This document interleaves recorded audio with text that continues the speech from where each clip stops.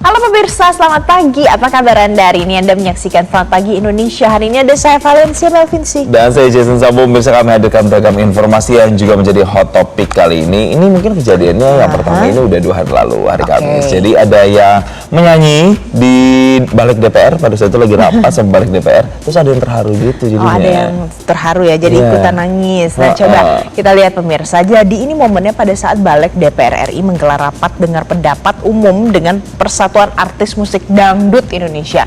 Ini adalah dalam rangka masih membahas RUU tentang hak cipta.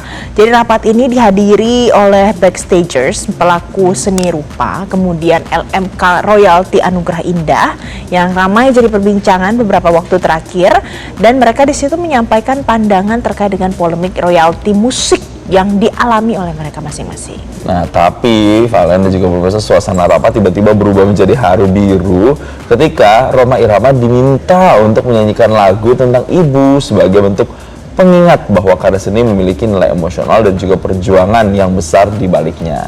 Gimana kira-kira suasana haru yang tercipta? Coba kita saksikan berikut ini. Khususnya ibu, hai manusia, hormati ibumu yang melahirkan dan membesarkanmu, darah dagingmu dari air susunya, jiwa ragamu dari kasih sayangnya.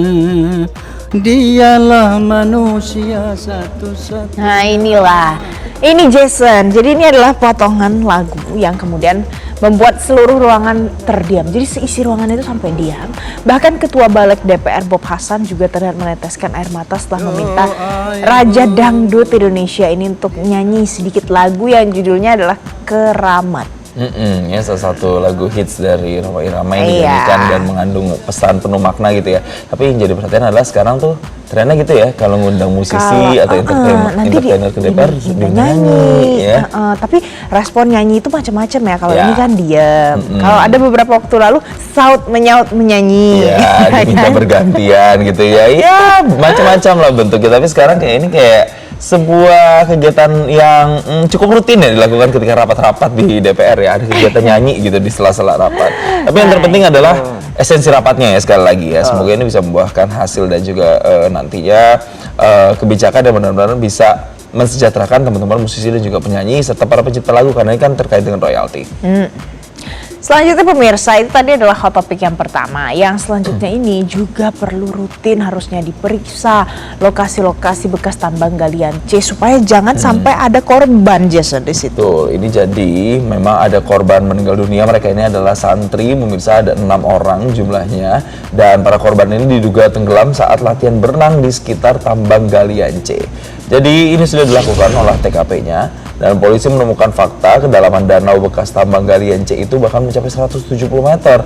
Polisi ini menyebut saat kejadian ada 11 santri dan 1 guru pendamping. Tapi dari hasil pemeriksaan, kedalaman danau ini mencapai 170 cm. Jadi Kapolres Bangkalan AKBP Hendro Sukmono mengatakan kalau saat kejadian ada 11 santri di sana. Tapi yang berenang dan juga yang berada di sekitar danau itu jumlahnya hanya 6 orang. Nah, dipastikan 6 santri ini meninggal dunia. Ada 1 guru pendamping yang berusaha untuk menolong mereka dan sempat ikut tenggelam, itu berhasil diselamatkan pemirsa.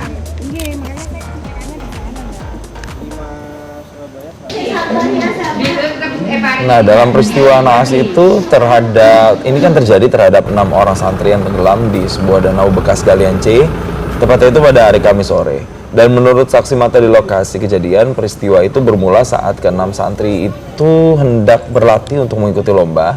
Namun katanya ada 1 orang santri yang dikabarkan menghilang dan ditemukan tenggelam di sebuah danau bekas galian C. Dan kemudian kayaknya teman-temannya langsung pada nolong begitu, karena ikut membantu menolong, tapi naas pemirsa, 5 santri yang lain yang ikut untuk menyelamatkan malah ikut tenggelam. Jadi total korban ada 6 orang korban. Dan pada saat ditemukan oleh warga di sana, ke-6-nya sudah dalam kondisi tidak bernyawa.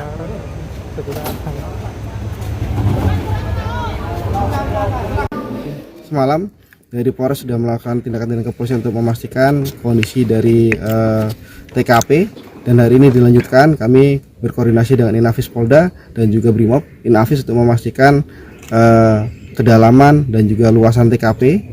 Kemudian tadi bisa rekan-rekan lihat memang berapa pastinya sentimeter kedalaman masih belum bisa dipastikan, namun tadi bisa dilihat bersama-sama bahwasanya orang dengan tinggi kurang lebih 170 masih terlihat kepalanya, sehingga kemungkinan di lokasi TKP kedalaman sekitar 150-an sekitar itu. Jelajahi cara baru mendapatkan informasi. Download Metro TV Extend sekarang.